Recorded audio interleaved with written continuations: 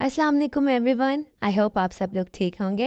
तो आज मैं आपके साथ शेयर करूंगी पिज़्ज़ा सॉस की ऐसी रेसिपी जो आपको पूरी यूट्यूब पर तो क्या कहीं पर भी नहीं मिलेगी। गाइस, ये मेरी सीक्रेट और ऑथेंटिक रेसिपी है। मैं इसे बहुत सालों से इसी तरह बना रही हूँ। तो ये सॉस इतनी मज़े की बनती है तो मैंने सोचा मैं अपने फ्रेंड्स के साथ भी शेयर करती हूँ। तो चले जल्दी से बनाते हैं।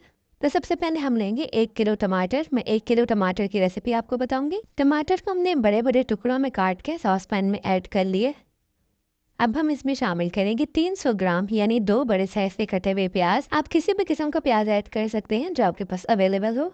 अब हमने 5 से 6 बड़ी हरी मिर्चों को काट के वो भी शामिल कर लेना है। अब हम इसमें शामिल करेंगे कलौंजी 2 टेबलस्पून। कलौंजी ही इसका सीक्रेट इंग्रेडिएंट है। इसकी वजह से जो खुशबू आती है वो बहुत अट्रैक्ट करती है।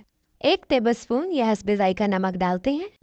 1 टेबलस्पून कुटी हुई लाल मिर्च। तो सारे इंग्रेडिएंट्स कंप्लीट हो गए हैं। तो अब हम इसमें 1 कप पानी शामिल कर लेते हैं। क्योंकि हम इसे कवर करके पकाएंगे इसलिए हमने इसमें पानी शामिल किया है।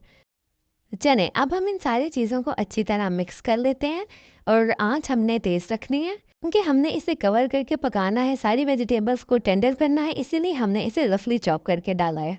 चने देखिए, सारी चीज़ों को हमने अच्छी तरह मिक्स कर लिया है और पानी में भी बॉईल आना स्टार्ट हो गया है। तो अब हम इसको कवर कर देंगे और फ्लेम हमने मीडियम टू लो कर देना है, यानी हम इसे हल्की आंच पर ढक के इतना पकाएंगे जब तक सारी चीज़ें अच्छी तरह गल जाएं। देखिए गाइस, काफ़ी टाइम हो गया। अब ढक्कन उठा के चेक करते हैं। तो देखिए प्याज और टमाटर का अपना पानी भी निकल आया है। तो देखिए सारी चीज़ें हमें पहले से सॉफ्ट लग रही हैं। तो चलें अब हम चेक कर लेते हैं कि ये कितनी टेंडर हुई हैं। तो स्पून की हेल्प से हम चेक करते हैं। तो चलिए यहाँ से एक टमाटर लेके इसे प्रेस करते हैं। तो देखें ये कितने आराम से प्रेस हो रहा है। इट मीन्स कि वेजिटेबल्स सॉफ्ट हो गई, ये बहुत अच्छे से टेंडर हो गई हैं। बस हमें वेजिटेबल्स को इतना सॉफ्ट करना है। अगर आपकी अभी सॉफ्ट ना हुई हो तो आप इसको थोड़ी देर के लिए मज़ीद रख सकते हैं। तो अब हमने फ्लेम तेज़ कर ली है। ठीक है, अब हम तेज़ फ्लेम पे बगैर ढक्कन के इसको पकाएंगे ताकि जितना भी एक्स्ट्रा पानी इसमें है वो सारा ड्राई हो जाए। तो देखें गाइस, थोड़ी देर में ही इसका पानी अच्छी तरह खुश्क हो गया है। जब पानी बिल्कुल ड्राई हो जाएगा तो हमने फ्लेम बंद कर लेना है। तो देखिए वेजिटेबल्स बिल्कुल सॉफ्ट हो गई हैं। मैंने फ्लेम बंद कर लिए और अब इसे ठंडा होने के लिए रख देते हैं। तो देखें गाइस, मैंने सॉस को एक बाउल में ट्रांसफ़र कर लिया। सॉस जब हमारी बिल्कुल अच्छी तरह ठंडी हो जाएगी तब हमने इसको ब्लेंडर जग में ऐड करना है। गरम गरम बिल्कुल भी ऐड नहीं करना। ठीक है, सारी सॉस को मैंने ब्लेंडर में ऐड कर लिया। तो चलिए अब इसको ब्लेंड कर लेते हैं।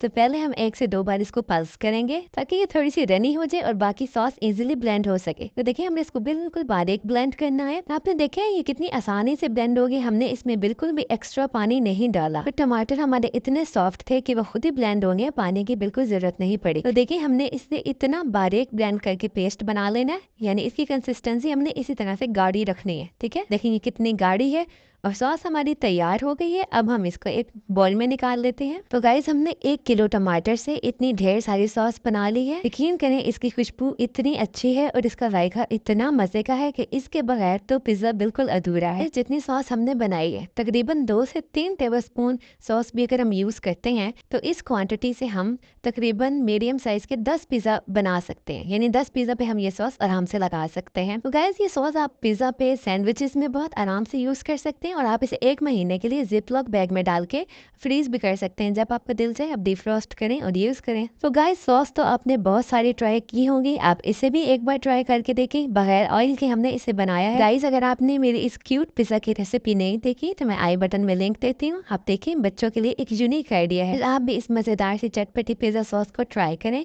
मुझे उम्मीद है कि मेरी ये रेसिपी आपको अच्छी लगी होगी। आप इसे लाइक करें और बाकी सबके साथ भी शेयर करें। ओके फ्रेंड्स, अपना ख्याल रखिए। नेक्स्ट वीडियो तक के लिए अल्लाह हाफिज़, बाय बाय।